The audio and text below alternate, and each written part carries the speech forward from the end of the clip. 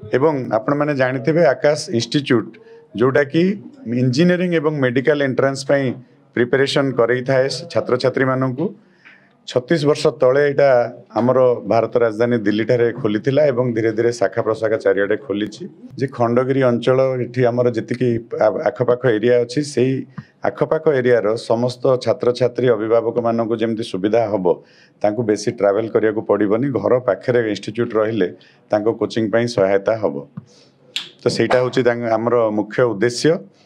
मु सुब्रत छाटुई मु आकाश इंस्टीट्यूशन संगे जड़ित होईची ए वर्ष जो आकाश 7टी नुआ सेंटर ओडिसा रे खोली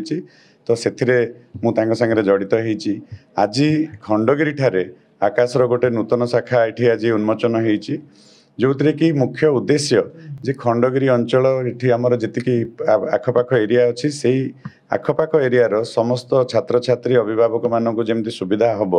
तांको बेसी ट्रावेल करिया को पड़बनी घर पाखे इंस्टीट्यूट रहिले तांको कोचिंग पई सहायता हम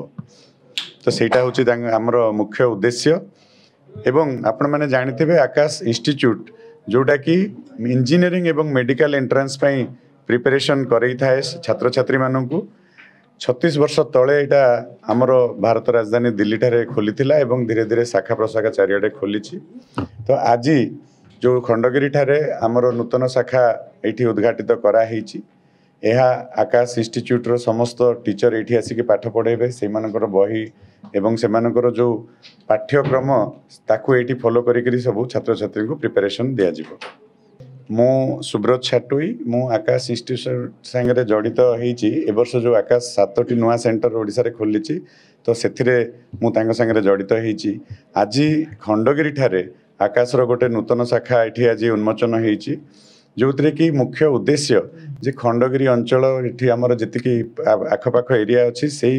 आखपाख एरिया समस्त छात्र छात्री अभिभावक मानक जमी सुविधा हम तांको बेसी ट्रावेल करिया को पड़बनी घर पाखे इंस्टीट्यूट रहिले तांको कोचिंग पई सहायता हम तो सेटा होची आमर मुख्य उद्देश्य।